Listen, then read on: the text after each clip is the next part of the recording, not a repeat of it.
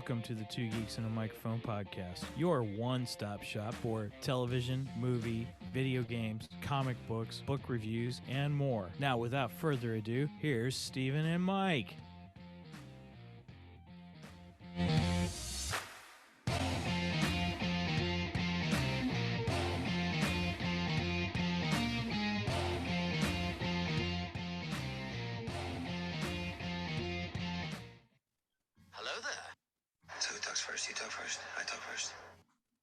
And I'll talk first today. Hey, everybody. Welcome to the Two Geeks and a Microphone podcast.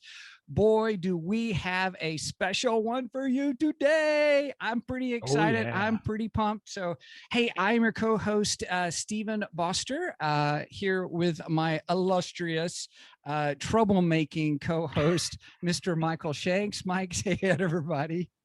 Good morning to all you geeks in geekdom land. Hey, we are pumped for today. So if you're joining us for the first time, thank you. Thanks so much for being with us today. We are two buds that have been friends since high school, that we live in totally different states across the country. And we have been kept together in contact just on talking all things geekdom. And so we've had a blast. It's been great. Since high school. So that puts us at 30 some odd years, kind of a thing. Wait a minute. We're only 30 years old? Right. That's the illusion, along with the two geeks and one microphone. Oh, okay. Yeah, that's a big illusion there. Yeah. Well, hey, we are so excited because today we have, okay. Pretty excited. I'm a little stumbled for words at the moment, kind of a thing. But we have the author, Mr. John Jackson Miller, with us today. Woohoo! Yay! Welcome, John. Yeah, thanks for joining us today. Glad to be here. It is good to have you. So we are pumped. So what I'd like to do is Mike has got all kinds of questions prepared for you. Not really prepared, but they're all in his mind. Right. But first off, for those who may not know who you are, which I would doubt in the geekdom world, but just in case, please help us understand and know Mr. John Jackson Miller just a little bit more. I have basically been strip mining my childhood for a living for many years now. I have done comics, I have done novels, I have done stuff for role-playing games, Star Wars, Star Trek, Battlestar Galactica, Simpsons, Mass Effect, Iron Man, Halo, Planet of the Apes, Conan. I've gotten to kind of, played a lot of other people's sandboxes, here and there. Cool. Short stories, worked for magazines, was editor of the trade magazine for the comics industry, a comics retailer for many years. Still run a comics history website called Comicron, where I've got all the sales charts for the business going back to the 1960s. Wow. Keeping busy in various ways. So what you're saying is you've never really had to grow up. I lucked out and got a job at age 25 where at that magazine where I got to basically make my hobby into my job. Then along the way I started freelance writing comics, so I was actually going to a job which was about comics and collectibles during the day, and then coming home at night and moonlighting writing comics. I got to the point in 2007, this was when Knights of the Old Republic, the comic series, was going, that I had so much work that we basically said, okay, yeah, I should just call the day job thing quits and write full time. Although even now, I still kind of have those moonlighting habits. I do most of my best writing in the evening and at night. Oh, so okay. Yeah, not getting what I write in the morning is email.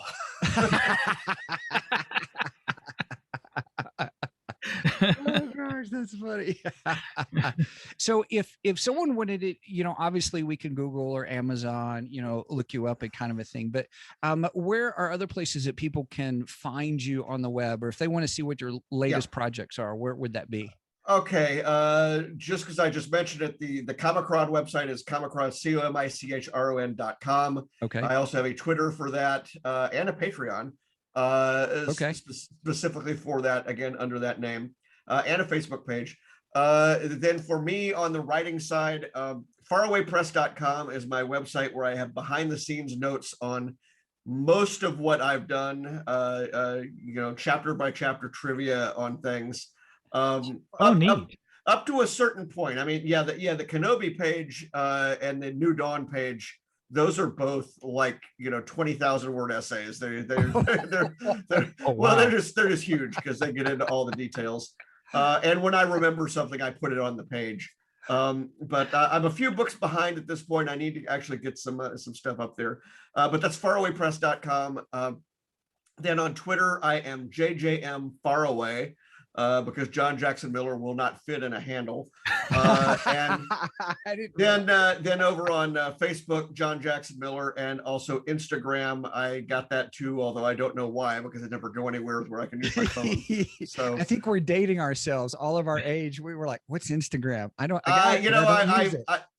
got it, but it's very much, I've been trying to figure out what to do with it because I got it during the pandemic, and what it principally seems to be used for, at least in my little circle, is people taking pictures of things they see at conventions. So costumes and various other things. So it's haven't had a chance to put it through its paces yet.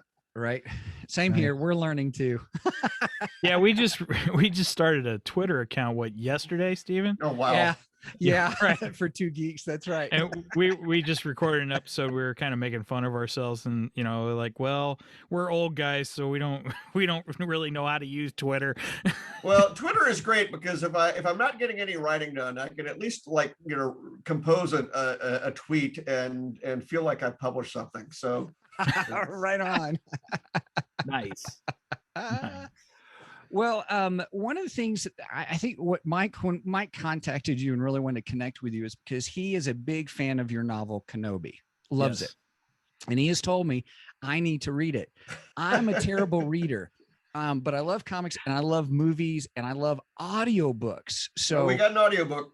We got a great audiobook. So. In fact, I was just re-listening to it. So yeah, so it's on my It's on my list because I have to wait for my Audible credit to come in. Oh, gosh. So that I can't help you with that.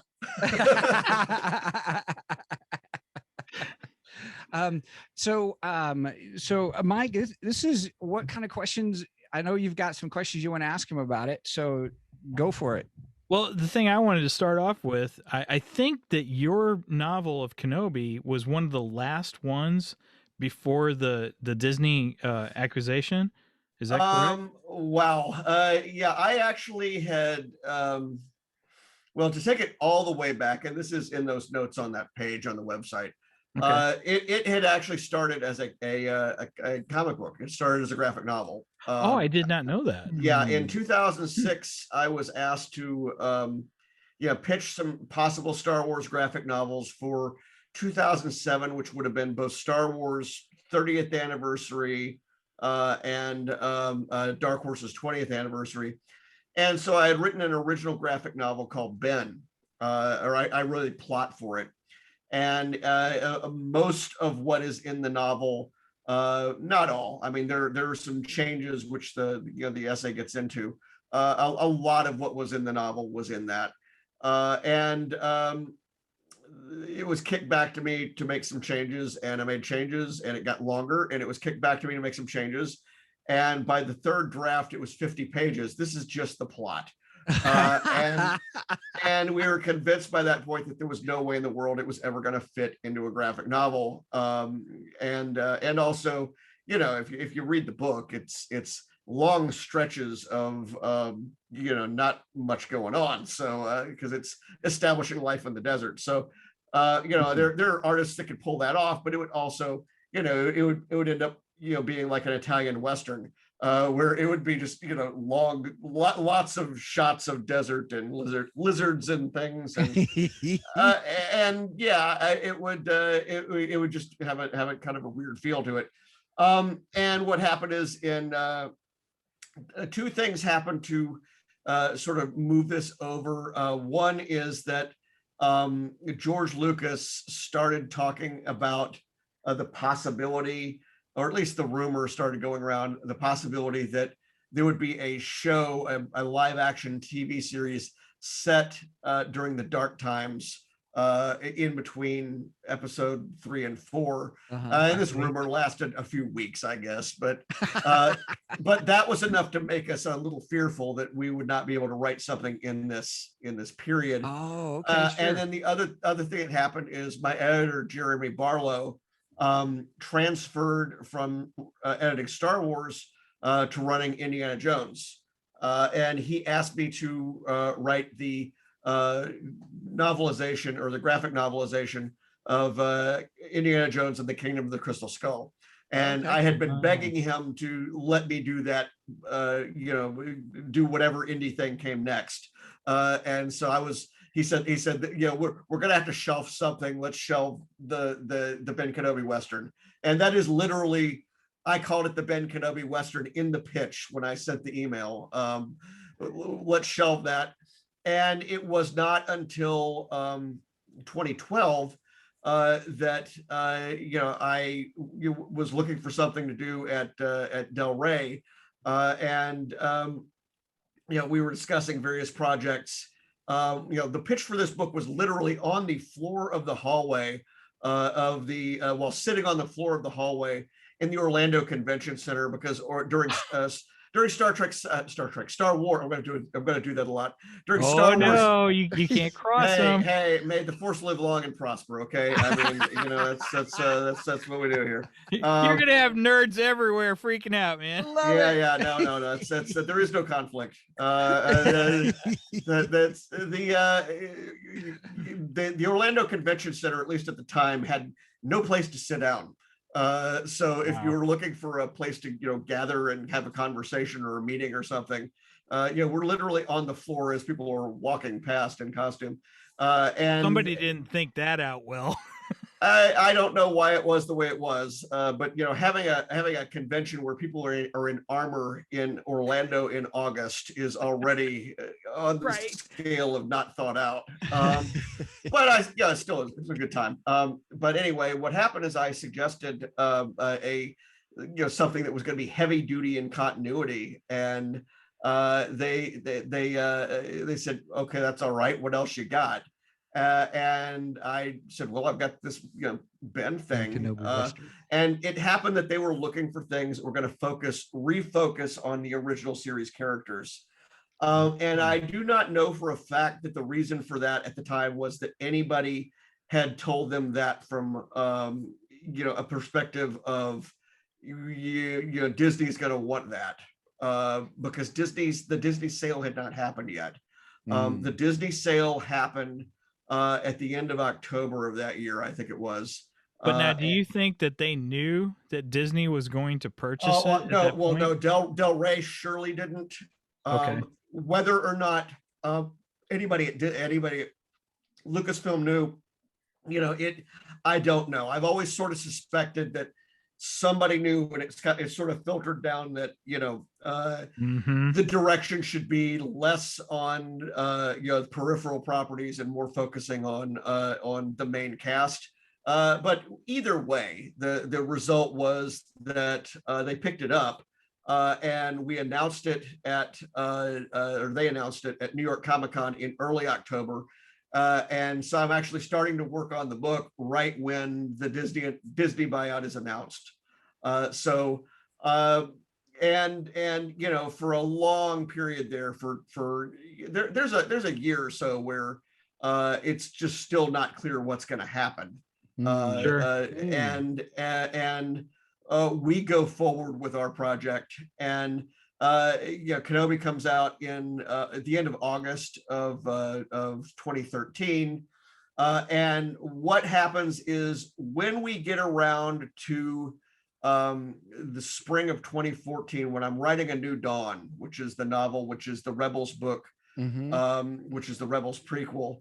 Right. You know, at the time, I'm about 2/3 of the way through it. They have actually sent me the paperback cover of Kenobi, you know, a visual of it, and it looks like that without the Legends banner. And it's just something for me to look at, to see. And then there's sort of a hold the phone.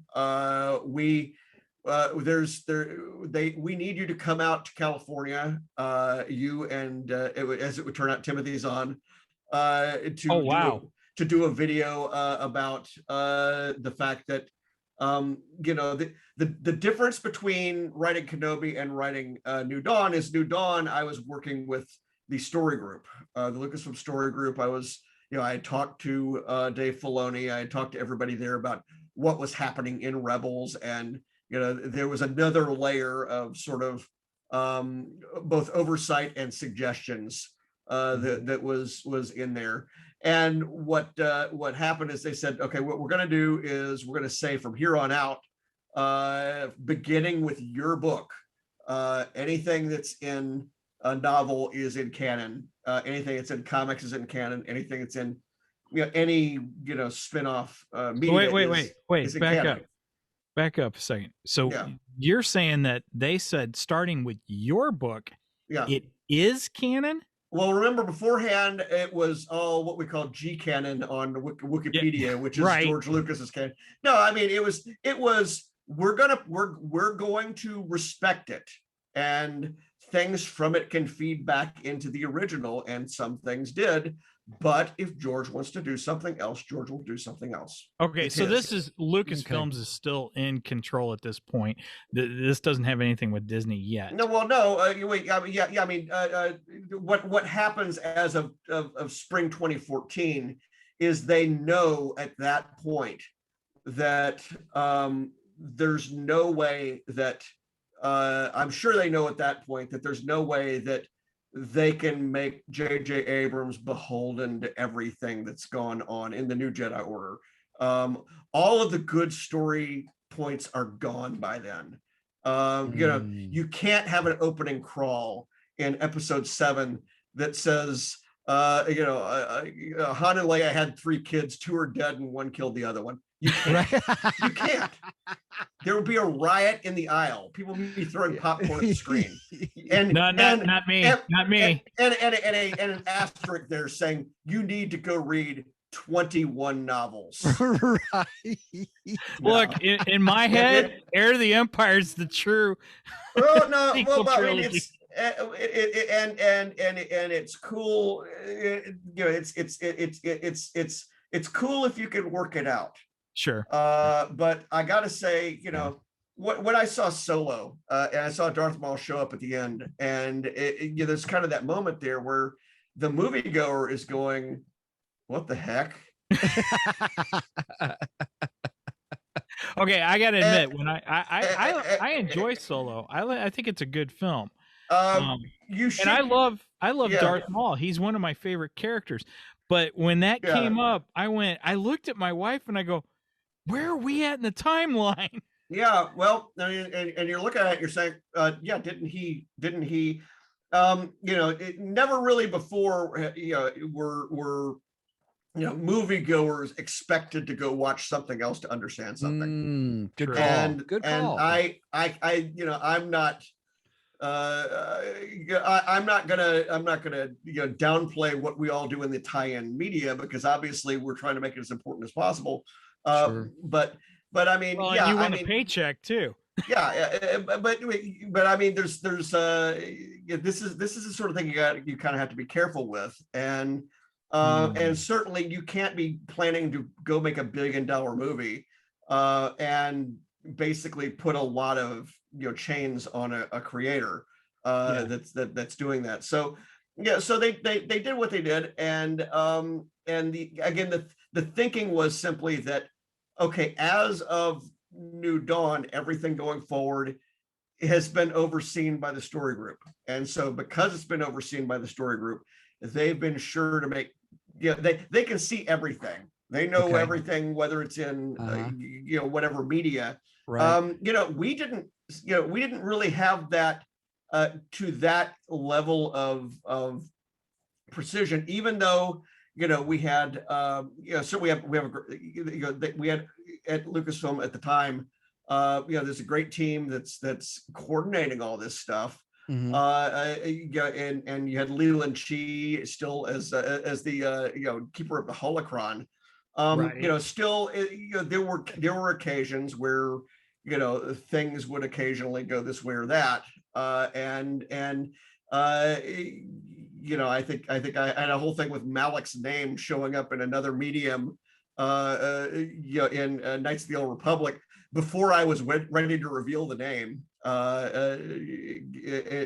It was, again, it's just a matter of coordinating all these various things. Mhm. But yeah, no, it was a great idea to streamline the process and put people at the table who can give you clues or hints or things that you can drop into a story that may not appear for 4 years or may not appear until something much later. So Right. it's a very clever idea, and it's something that in all other media, or rather all other franchises, people are trying to figure out how do you get things to integrate better. And even now, when I'm doing novels like Star Trek Picard, the Rogue Elements book that I have coming out this August.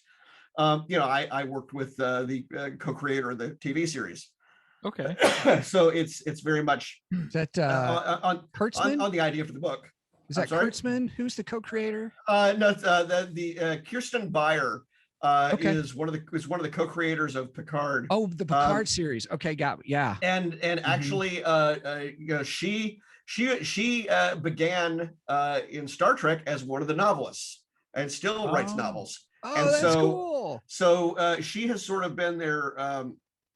She and another novelist by the name of Dayton Ward have kind of been the in-betweens on Star Trek to try to actually, make things integrate closely. And we have had things pop up in the novels that then fed back into the shows. Oh, neat. Okay. One of the Discovery main characters, her first name came from the novel that the first Discovery novel. Oh, Okay. cool. Excuse me. Okay.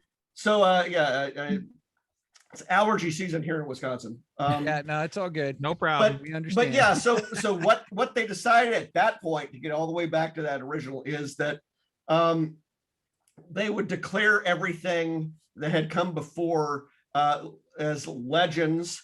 It did not invalidate them. They might still be true.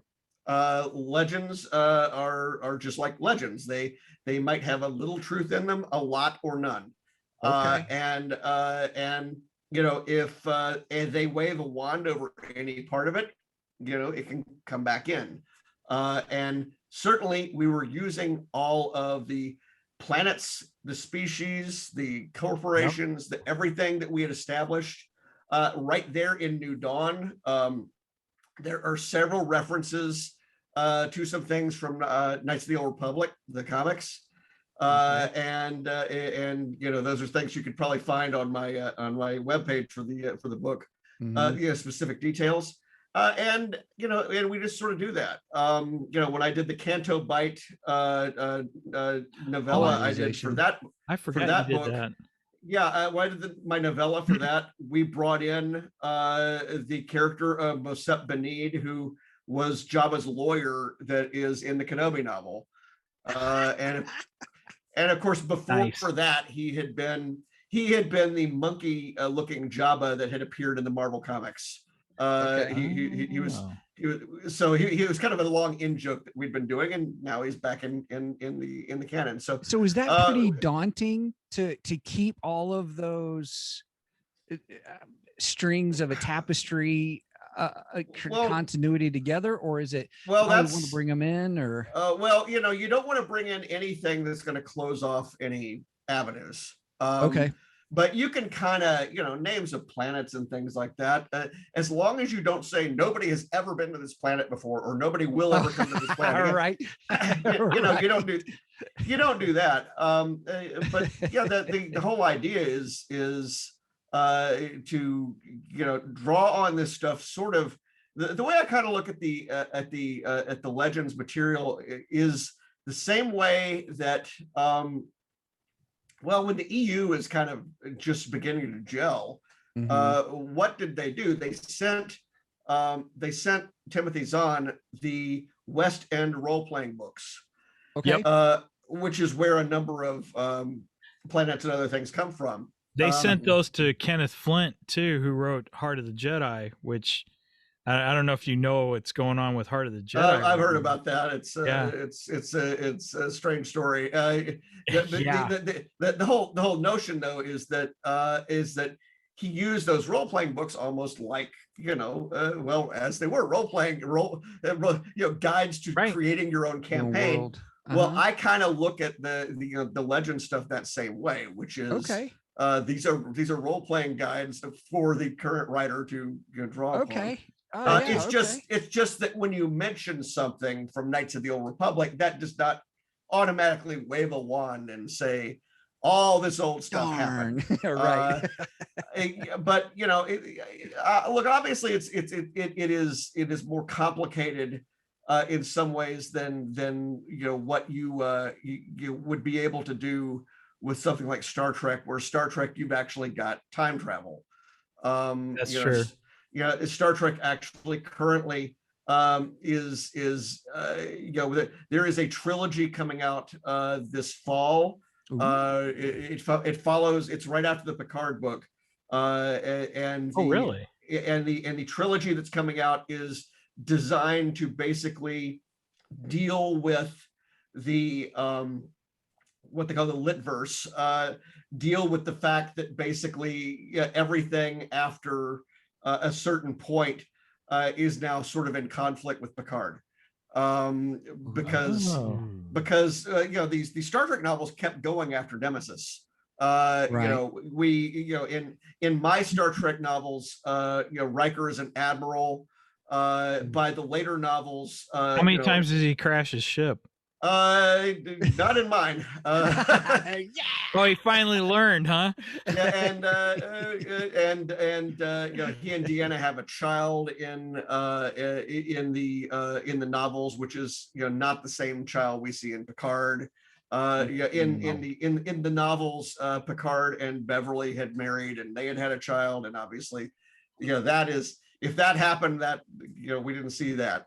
That's not confusing at all. So what they're doing is they're integrating that, and how they're going to integrate that I don't know, but sounds intriguing though. It sounds intriguing. The anchor leg is being written by David Mack, who has written more Star Trek novels than anybody. And in fact he kicked off kind of this current era of continuity. It's called the Destiny era of continuity. And so that gets dealt with. Star Wars, we didn't have time travel and not really other dimensions or anything like that. So, I think the decision was, let's not make this mechanistic. Let's make this more like James Bond.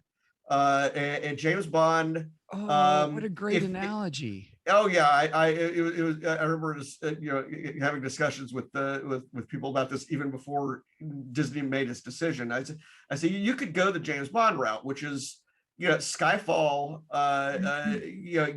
Skyfall acknowledges that the Daniel Craig James Bond had the Aston Martin DB5 and that it is the same car that was in Goldfinger.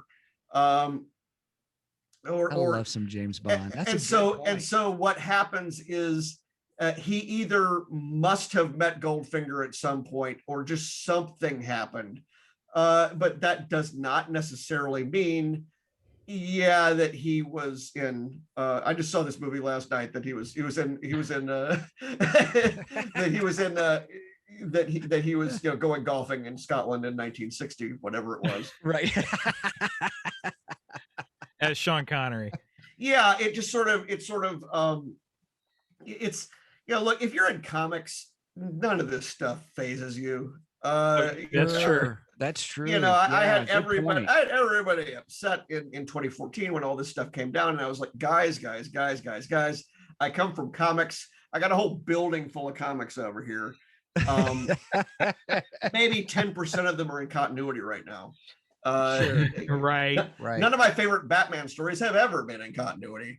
They were always off to the side. They were always, not part of the current timeline. So I love Batman. Wait a too. minute. We're big What's some of your Batman favorite fans. Batman stories then? well, I mean, you things like Gotham by Gaslight. Yeah, Okay, that's a great one. Hey, they're gonna Dark do Knight an Returns. animated. They're gonna do it. They're doing everything. Dark Knight Returns. That's not in Yes. continuity. It's all somewhere. See, I love Dark Knight Returns. That's Yeah. one of my all-time favorite Batmans. The Frank Miller. I'm a huge Batman fan. Oh yeah. The Killing Joke. Yeah. I mean, that's questionable. well, Sometimes, and again, these are all things that we can sort out. We can sort out the Right, fans. yeah. And people will figure out their head canons regardless. Yeah. So, which is why I said in my Yeah. head canon, Heir to the Empire is the true sequel. but the upshot though is that the upshot is that to get way back to the beginning of this is that they that Legends or rather the copy of Kenobi that you have there, they did not release that book that way. They released it as it was the first new novel that when it got its reprint, it had Legends on the cover. It is not, however, the first Legends publication.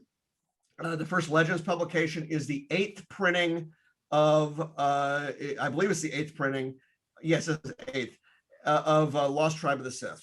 Oh, really? Which is another one Which of your is novels. yours, yeah. It's another one of mine too. So yeah, Right. And I was just in Barnes and Noble yesterday for the first time in over a year. And one of the things I do when I go to the store is you do your ego check of the wall, but there's really a reason for doing it. Is I look at the section and I look and see what printings the books are, and I saw that most of the printings, at least of my books, leapt ahead many printings over the pandemic. So I think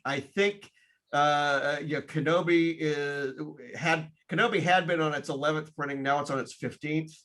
When I last saw it, and Lost Tribe had been on its 15th. Now it's on its 18th.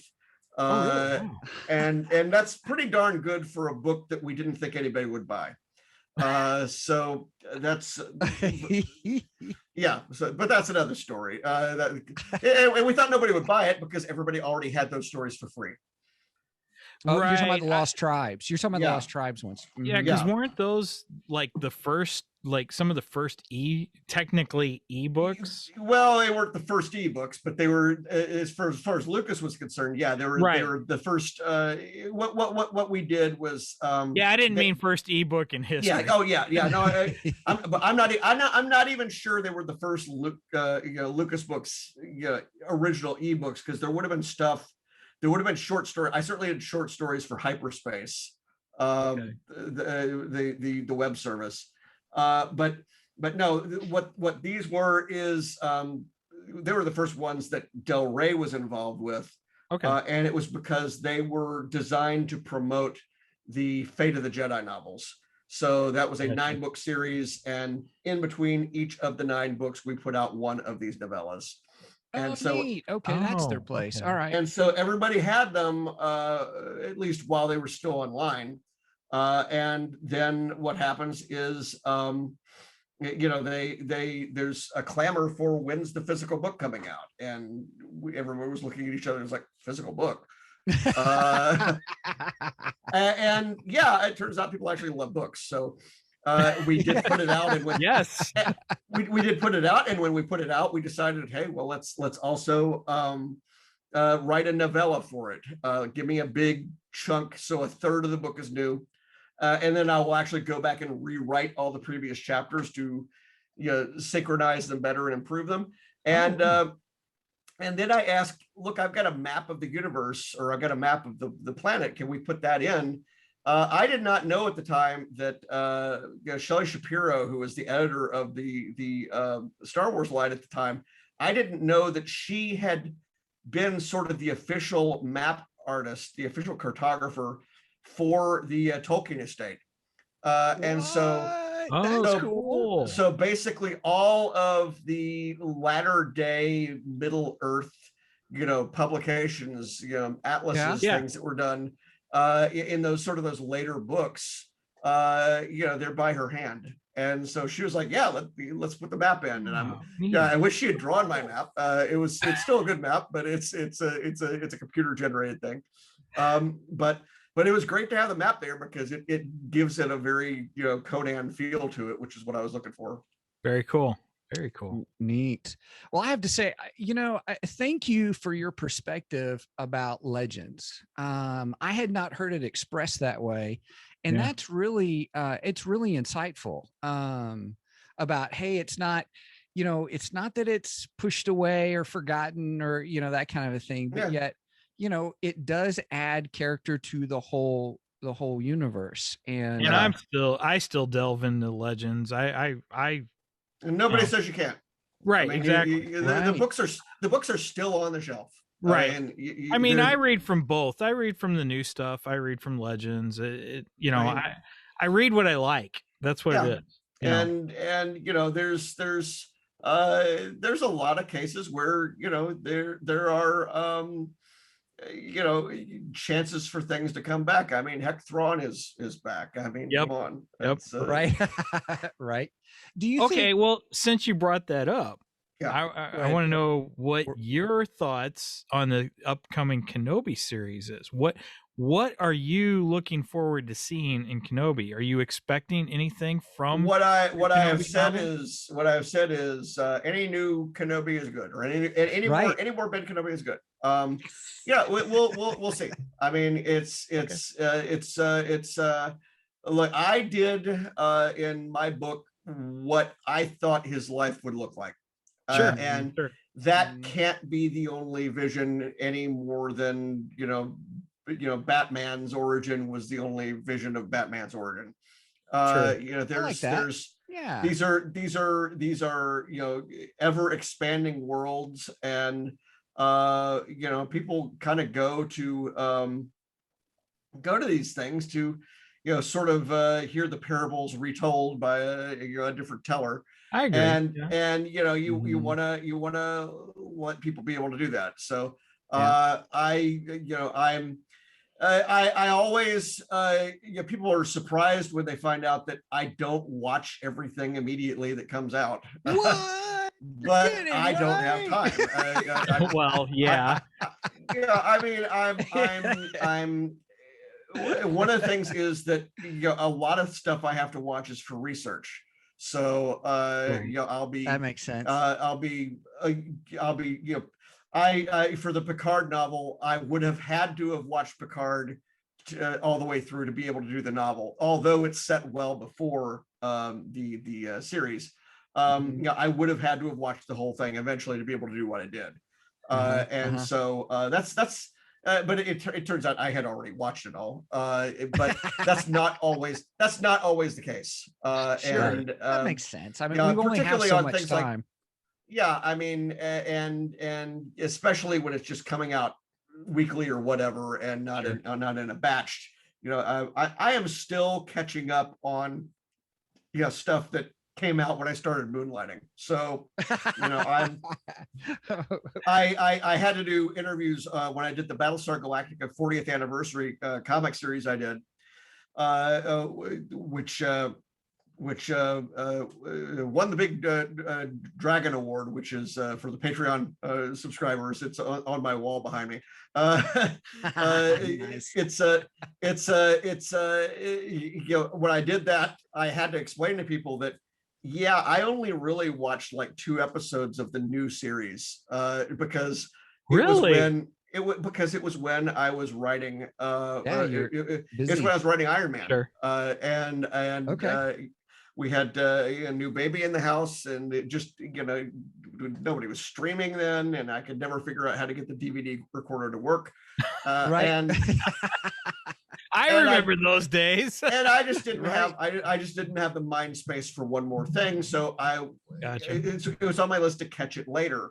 And the problem is everything I want to catch later, I get, and I think everybody who is in the streaming world is like this right now. They're attracted by the bright and shiny object, and it's become like the to read list of books by your table. Everything gets put off. Yeah, I decided a couple of weeks ago, I never saw all the Saturday Night Lives in the very beginning. I saw here and there, and so Right. I'm working my way through those, and well, that's 45 years. So Don't worry. After you get past Mike Myers and Dana Carvey, you can just stop. there's some good stuff here and there. It's just it's because we're then we get into realms where I actually was watching again. But yeah, it's no, it's but also you don't just want to watch the good episodes. You want to watch the disasters. You want to watch, how did this happen this way? Because it's interesting stuff, just historically. And that happens. I'm you can make a decision like that. I'm going to start watching all the Love Boats or something like that. There's your next 6 months. Right. Oh my gosh, you brought up Love Boat. I just saw a commercial. Apparently they're redoing Fantasy Island. They are, and they've redone it before, and they've redone Love Boat before. Oh really? I didn't know they redid Love Boat. They redid Love Boat as a series on, I think, UPN in the late 90s with Robert Urich as the captain, and they did do an episode where the original cast members came back. Oh, that's kind of cool. Oh yeah, Bernie Capel is just a great guy. I met him at a convention. Had a long talk about. I didn't talk to him about Love Boat. I talked to him about the Beverly Hillbillies. So right on. Okay, this is somewhere I never thought we'd be going with this. Well, this is Island, and this is what you get when you book me. Oh, no problem. I'm loving it. Hilarious. I love it. That's great. Oh, my wife's gonna love this when she listens to this part. Johnny, if you had your druthers, like your dream project to do, what would that be? What would that look like?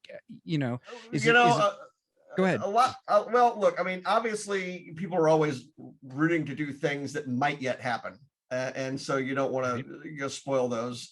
The things that will probably never happen for a reason, and so people always say, "What's the one license you'd love to do that you haven't?" It would be, for example, and nobody has ever done a novel, a comic book, and anything based on the 1987 Max Headroom series.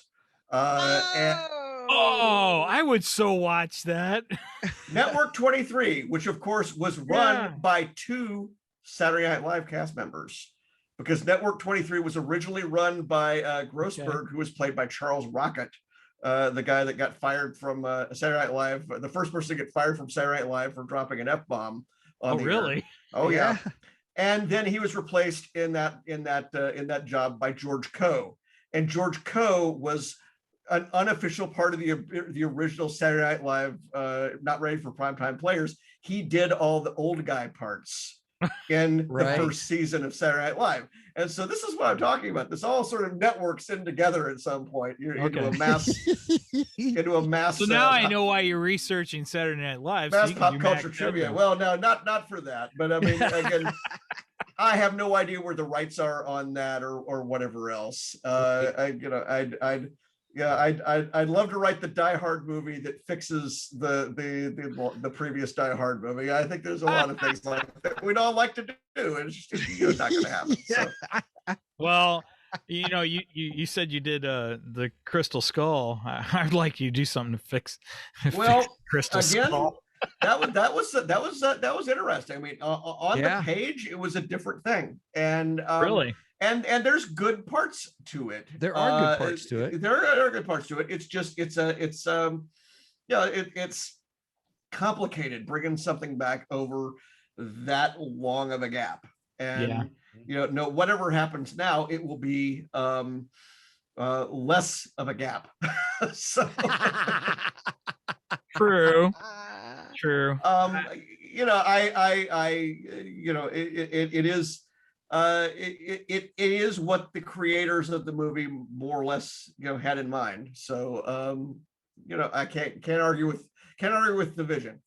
Okay. I Yeah. always thought it was interesting. There was the interview with Steven Spielberg, who was like, look, I don't want to do anything with aliens again because I've already done all these other things. And he says, George was like, oh, no. These are interdimensional beings, kind of a thing.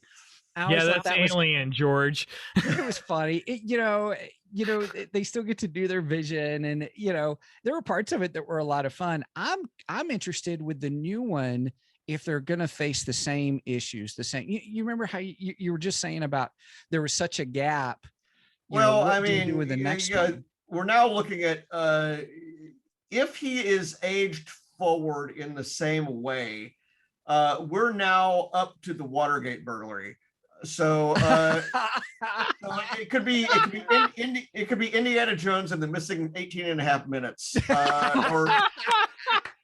or however many minutes that was. That's not my joke. That's somebody else's, but it's pretty good. Thanks for repeating it. I liked it. Yeah. Yeah, I did too. I like that. Oh, I'm a little disappointed it's not your joke, because now I want the John Jackson Miller version of it. I have no idea where I'm sure I saw it on Twitter or something like that, but that was good. That was good. So whoever came up with that joke, we give you kudos for it. Yep. Hey, John, I also want to know what big projects do you have come up? You've alluded to a couple of things, but I want to make sure that people can support you. And I know we've already talked about your website and stuff, but what big projects do you have coming up? All right. Things that are out now. The folks that do Star Wars Insider Magazine, that's Titan. They did a book called ooh, that's a beautiful cover. Well, it's actually the cover is from my story. For some reason my name is not on the cover anywhere, but the story is I'm not bitter. The story is in there. These are all short stories that appeared in Star Wars Insider Magazine. Oh, cool. And so it says legends on there, but it's really not, because some of them are legends, some of them are not. Okay. And one of them is it's a short story that I wrote that is a prequel to another non-legends novel, but it is where it's a Darth Vader Emperor story, which also includes Ray Sloan from the New Dawn novel that I wrote. So that story is in there, and also 16 other stories, I think, from other authors. They're doing 2 of those, Legends Star Wars, the fiction collection, Star Wars Insider, the fiction collection. Okay. They're doing 2 of those that I'm aware of. I don't know that they have the rights to the really old run of stories that were in Insider, because I think that was on a different publisher kind of thing. Yeah, I think Paizo was doing Insider for a while, and then somebody else had Insider before that. Might even have been Titan again. I can't remember, but basically these are all the current Titan era novel or Titan era short stories. So that is currently out in hardcover. Then we've got in July 7th, a doorstop of a book is showing up. It is Star Wars Omnibus, Star Wars Legends Omnibus, The Old Republic, Volume 1. And this is everything I ever did for Knights of the Old Republic, including all the text pages, including the handbook. 1,344 pages. Oh my Lord! With 2 in hardcover with 2 different covers. It's oversized. One cover by Brian Ching, that's the mass market cover. The other one by Dustin Weaver, that is the comic shop cover. And those run we'll run for $125 each, but we'll not stay there because Marvel generally does not go back to press on those, and they end up getting pretty dear before too long. But I do have a thing on my website where I am people who want to get on my wish list, or I have a sort of a mailing list that if I have them in to sell, I can get them for them, and I am going to get a supply of them. So, cool. Excuse me. So we'll I'll be mailing out a lot of books in July. Right. And so then so that comes out then, and then we have in August, as mentioned, Star Trek Picard Rogue Elements. Fun fact, Rogue Elements was a possible other name for the New Dawn novel. We made it New Dawn when we decided it was going to be the beginning of this new era of fiction. But it was it was in the running anyway, and it fits this other novel much better. This is the story of the origin of Cristobal Rios, the captain of the La Serena. And again, if you have the video, you can actually see I have a nice La Serena here from Eagle Moss that is just out. Nice. And I get to explain, or I have gotten to explain, how he got the ship and why. Now, wait a minute. This ship, it almost looks like Van Halen colors. It does, and it should. And I get into a lot of its origin and why it looks the way it does, and okay, all right, and his origin and the origin of his crew, because he has a crew of holograms of himself, and that is a blast. I wrote it. I knew it was going to be a hardcover. It's my first Star Trek hardcover because they only started doing hardcovers again for Picard. And I said, look, I want to write a fun book because of the pandemic and everything else. It ended up being the longest novel I've ever written, and wow. And I use every word. It is so much fun. And I just can't wait for it to get out there. That comes out, I believe, August 17th. And I'm hopeful that by that point I'm at conventions again, being able to hustle these things. Well, I'm starting to see concert tickets are going on sale again, so I would assume they're going to start announcing conventions. Oh well, I have a few that are green lit, nice. More or less, but they haven't been announced yet. So are you coming to the St. Louis area? There's a strong chance I will. It's not. I have no idea what the dynamic is in Missouri. I know in Memphis we hate Nashville, and in Nashville they hate Memphis. So I have no idea what they're saying that I will. I'm going to see if I can make Planet Comic-Con in Kansas City. Means anything to anybody in St. Louis. It's the other side of the state. I'm from Kansas City. I was in Kansas City before I moved to Bozeman. He was a trader. Okay. He used to live in St. Louis. Right. I'm not really sure what's in Kansas, what's in St. Louis convention wise anymore. I've been to conventions in St. Louis, but not in years. Well, what do they got? What do they got? We were getting Comic-Con, actually, the big Comic-Con, was it the Wizard Comic-Con? World. It was Wizard World Comic-Con. Wizard World.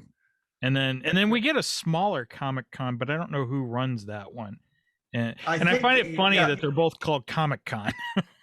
Well, yeah, that's a very complicated thing going back to San Diego actually still has the trademark on Comic-Con. Sure, so right. It's who's using it officially and who's using it not. I know the one is run by Wizard World, and Wizard World has the rights to use the Comic-Con name because they got those rights when they bought Chicago Comic-Con. Oh, okay. Fascinating. Because Chicago Comic-Con actually had a because they started not long after San Diego. They actually had sort of a grandfathered, agreement that they could use the name. Of course, I don't think the Wizard World is returning to St. Louis till 2022. I think it's all who knows. Right. Right. But yeah, these things are all very complicated. Whenever you see a convention that was called a Comic-Con changing its name, like FanX in Salt Lake City, I think that used to be Salt Lake Comic-Con. That's generally what you're seeing is Okay. somebody's moving because of a trademark thing. Gotcha. Interesting. Okay. That's interesting behind the scenes look there. Oh, I love those little tidbits. That's awesome. All right. I don't know that for sure, but I'm pretty sure that's why that changed. Sure. All right, I want to go back to Kenobi for just a minute. And I know you said that you don't want to trample on somebody's vision and stuff. But if you were to get to see something out of your novel go into the film or into the TV series, I mean, what would that be? Oh, I don't know. I mean, there's a lot of background that we showed. That certainly the Danner's claim would be cool. That's the the sort of the outpost that he's visiting. That would be fun to see. Okay. I don't know. There's obviously many different ways to do it. My feeling was always he needs to stay on the planet and never leave because this is kind of what he's been sentenced to. This is his job. That's the way you portray it in the novel. Yeah. Yeah, and I don't know that you can lock anybody else to that kind of a thing. So I don't know. In my vision of it, in my interpretation of it, it just didn't make sense for him to be globetrotting around other places. Yeah, I got a feeling in the new series we might see a little bit of that him actually going off. I don't know. I don't know. It's I don't know. Yeah, what I always used to say is, Shawshank Redemption, it doesn't mean as much if Andy Dufresne is sneaking out every weekend to go to Boston. Okay.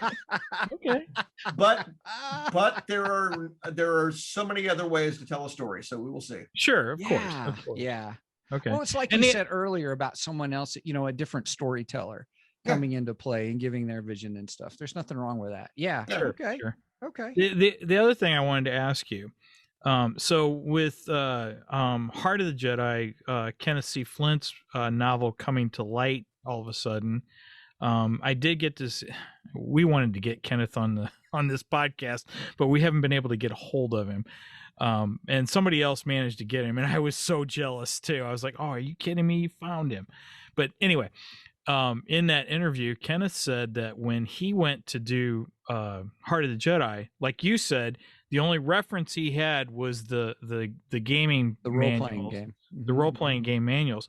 But one thing he was told, because he wrote in his novel something about the original idea was he wrote something about the Sand People, the Tusken Raiders, and their faces. He kind of revealed what they look like and such, and he was told that had to come out. He could not write anything about the Tusken Raiders and showing their faces. And you kind of delve into that in your book, so I guess you weren't held to the same. Well, no, I don't show their faces either. Well, you talk about the bandages and I talk about I mythologize why they wear the bandages. Okay, but I don't say what their faces look like. So were you told that you could not reveal their faces? We generally don't ever say, and this is not just Star Wars, but it's everywhere. We don't say what we're told not to do. Okay. Because that usually, somebody gets a hold of that and says, "Oh, well, they're planning on doing something with that." Sure. But no, in general, that's just not something I would have done. I don't. There's stuff that you don't explain. If it wasn't explained when it got to you, you don't explain it.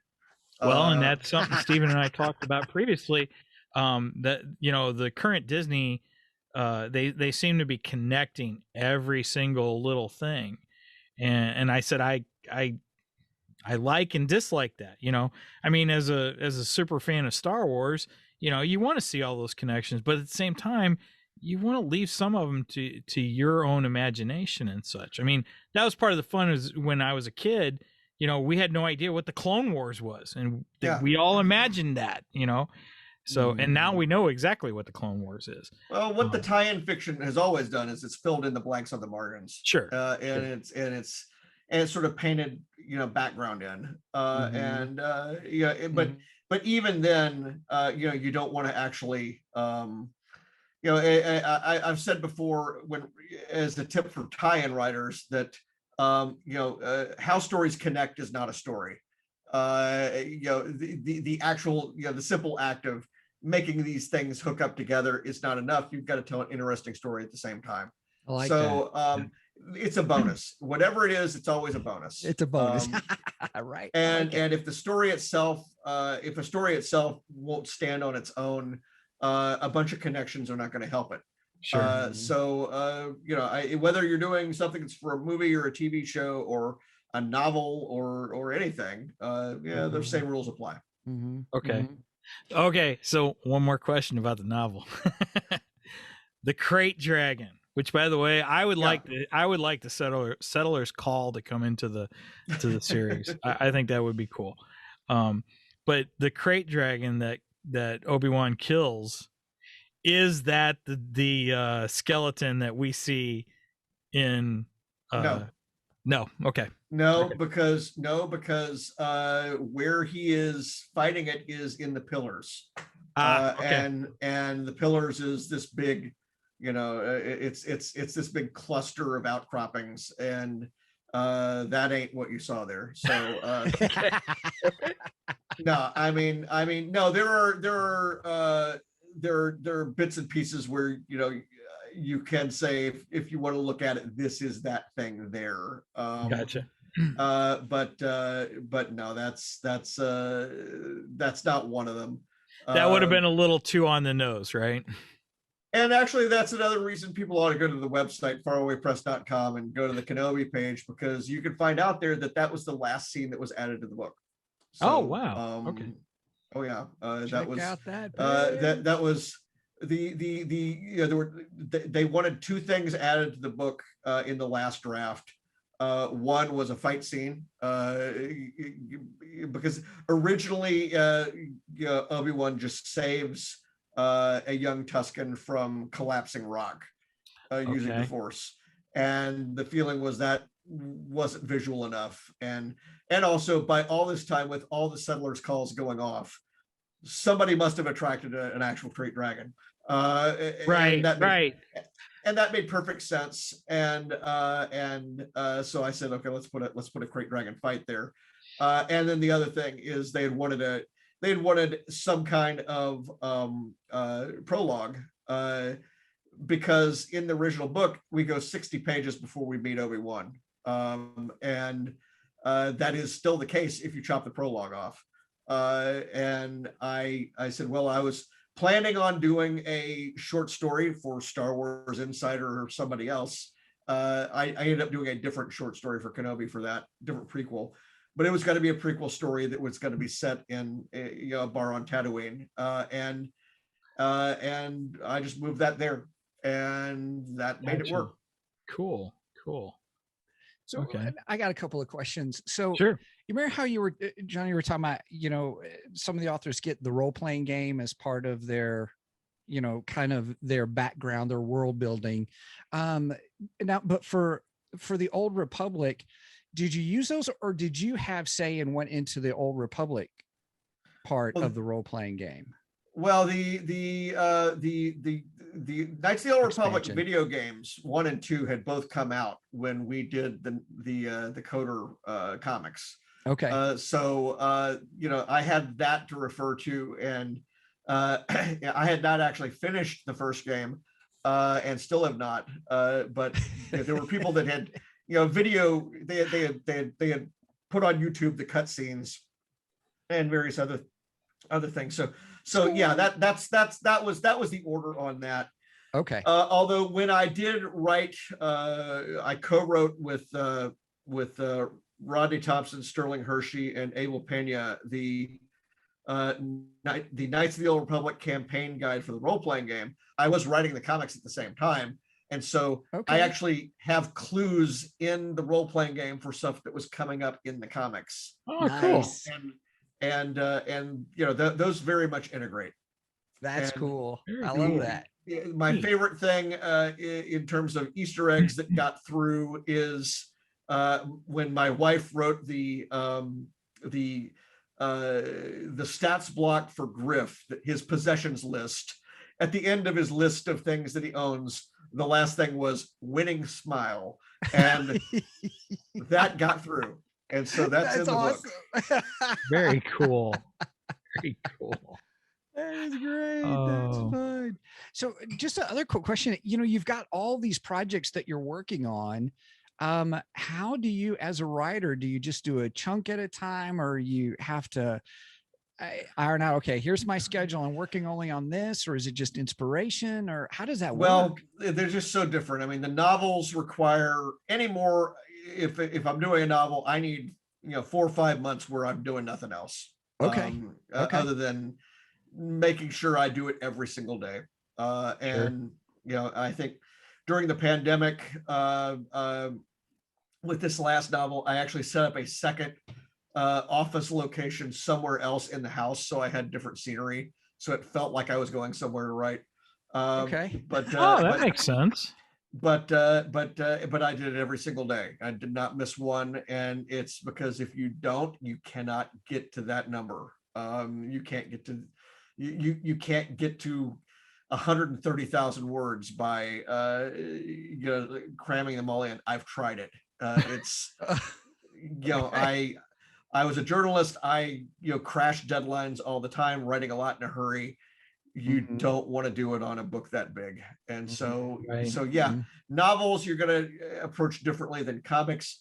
Comics are a target that is constantly moving, because you'll be writing issue 5 and you'll have lettered pages to check from issue 4 and artwork to check on issue 3, and revisions to make on your plot for issue 6, and these things are always it's more like a TV series. So so would you say it's more complicated to write for a comic than it is for a book? Oh yeah. Wow. Well, it's more complicated in terms of the steps along the way. Sure. Okay. Sounds like obviously though, the novel, again, the worst part for me is that couple of months at the beginning where I have all these ideas and it's like, how are they ever going to fit? Right. I cannot imagine. and Rogue Elements gelled pretty quickly, but even so, there were moments where I was like, this is a great idea, but does this belong in this book? And some did and some didn't. And the most complicated thing I ever did really was I did a trilogy called Prey, Prey, for Star Trek, where the joke was pray that it's going to be on time, because I did it for the 50th anniversary, and the novels were going to come out monthly, September, October, November. And oh my goodness. That's what they did, but it meant that I had to write all 3 at the same time. And I had that dynamic that's going on with the comics to a degree with the novels. Yeah. Because, I had book 1 in one stage of proofreading, book 2 in another stage of proofreading while I'm writing book 3. No pressure. It was craziness. And it took, the whole project was over 1.5 years just to get to that point. And get the plot figured out, because there are so many moving parts to it. In the audiobook, Robert Petkoff voices 150 or so different characters over the course of 36 hours. Wow. But it hangs together, and it hangs together because I had all 3 books on my table at the same time. There are no continuity errors within that trilogy, because I had all 3 books at once. I was actually able to plant character names from book 3 in book 1 because I had it. I still had it. It wasn't gone. Wow. And, nobody who was an only child in book 1 suddenly had a brother in book 3. It's Disney could have taken some notes from that. Well, no, it required doing it all at once. and I will never do that again. Right. It's too much. It was Mm. it was 1/3 words, and it was Wow. it was brutal. So I Yeah. took a year off after that. Wow. Wow. Wow. But Oh my how well goodness. did the book sell though? They were I don't know how things sell and they sell and they sell forever. Yeah, Mm. I'll say that you know they were definitely some of the best reviewed things I'd done at the time, and they and a lot of people are still very fond of it. A Facebook thread came up about the trilogy a couple of days ago, and I'm like, yeah, it's Well, good. it was great. And really what's given these things eternal life is the audiobooks, because even though you know, the paperbacks might not necessarily still cycle on the shelves like they used to, you know, you do get the audiobook in Audible forever. Right. And I actually listened to a part of that audiobook yesterday while driving. It is just amazing the job that these actors do, you know, doing the narration. All right, I'm putting Now, that are on my you on- Audible list right now. Are you on site when they do the audiobooks? Are you called to No, be but there? I do talk with the producers about you know, pronunciations and you know, Yeah. intonation, how characters should act or sound rather. And you know, in that book in particular, I found a Klingon language teacher, somebody whose job was that to help me to coin the Klingon words and phrases that we created for the book. That's And pretty then cool. he recorded you know, a sort of a teaching you know, primer for the audiobook reader, teaching him how to say these things. Oh, So wow. you know, I can read it sort of, you know, Bortash beer jabul dich rech kachuch nech, revenge is a dish best served cold. But the Klingon teacher would say, okay, that doesn't mean anything. You just massacred it. But no, I think we did as good a job as I think could be expected to be done. It sounded impressive to me. How is it? Well, you just have to have a lot of you know, saliva Right. going on it. And it's also attitude. It's also, you know, scream it. You know, the trilogy is a major character in the trilogy. It's about what happened to the House of Krug, and Krug was actually I have this. Okay, for those, he stepped away. He's going to go and he's going to show it to us. Krug is, of course, Timothy. I'm sorry. Krug is, of course, Christopher Lloyd's character. Christopher Lloyd, from, yeah, Oh, showing a picture. okay. That's the, awesome. Yeah. Christopher Lloyd's character from you know, Star Trek 3, and I Right. again, for the people listening just on audio, I just showed the photo I've got of Christopher Lloyd and me with the books. That's great. Because I said I was able to bring Krug back to life somehow, and he's like, what? That's but yeah, I love Christopher Lloyd. He's so cool. and you know, it's amazing to me that these actors can do these voices, and of course the Krug character is just so hard on the voice, because it's yeah. So I'm delighted with how that came out, and I think everybody ought to listen to it. Nice. Yeah. Yep. All right. It's on my wish list. I put it on my Audible wish list. It's on there now. Well, you better have Kenobi on there too. I do. It's already been on okay. there. That was All right. next on my. That's next in line. And I gotta when my say, credit comes in. I don't know who did. I don't remember who did the audio version of Kenobi, but he does a really good Jonathan imitation. Davis. It's Jonathan Davis, and you know, the hidden gem for Jonathan Davis fans. If you get the audiobook for Star Wars Canto Bight, my story is the fourth of the novellas that's in there. It's called The Ride, and it's one of my favorite things I've ever done for Star Wars. Really? Okay. Yeah, it's because it's about the casino world, and it's about a card player that gets in a jam. But he does the voices for all the characters, and it's just delightful. Because the audiobook has the lucky three. These are these three little green guys that you see in episode 8 that are wandering around. I think Warwick Davis plays one of them. Oh, okay. And they have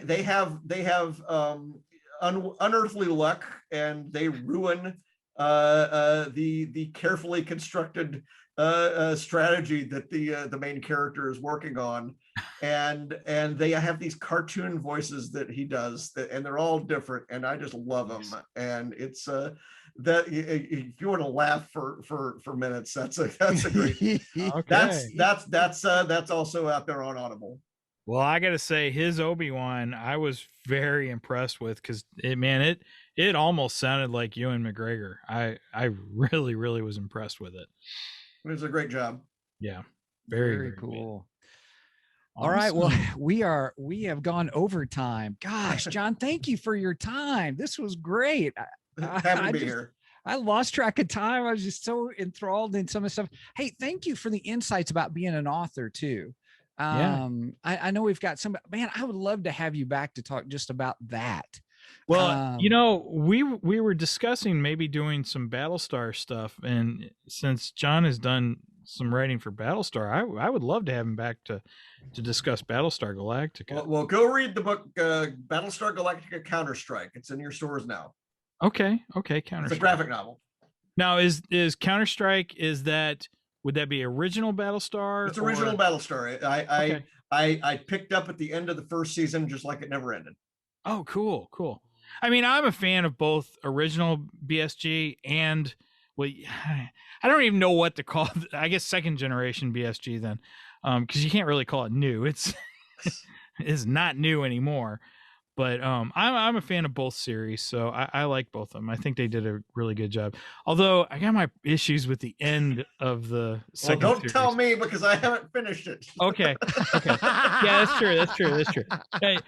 that's true. Hey, watch the second series. I know. Then we'll discuss that one. And I want to see what your thoughts are on the end of it. Maybe you can explain it to me. I can't do anything for a while. Okay. All right. I don't think that one's streaming. It is. Yeah, it is. I think it's on Peacock now. Okay. All right. Very cool. All right. Well, John, just a heartfelt thank you. Oh man, I just appreciate your dedication just in your writing and all that what you do. Thank you so much. And this has just been a joy. This has been a treat. So thank you. It's been for a your fantastic time. We had a great time with this. Yep. So one last shout out for you though. The best website to go to is farawaypress.com. farawaypress.com. Perfect. Yeah. Please, everybody, please check that out. I've already peeked at some of it because I was going through the omnibus thing to your link and stuff and to the thing. They're sold out, by the way. Your link. That's it depends on what it is. The mass market version is not sold out yet.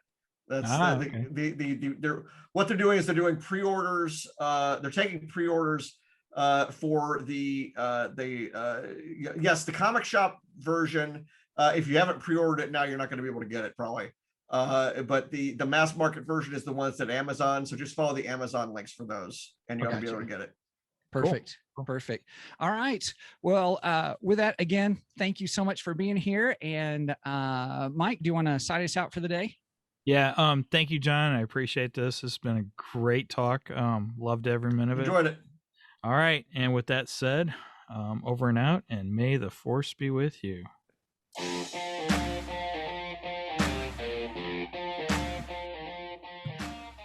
Thank you for joining us today on the Two Geeks and a Microphone podcast. Tune in next week when we will have more news and reviews. Until then, may the force be with you.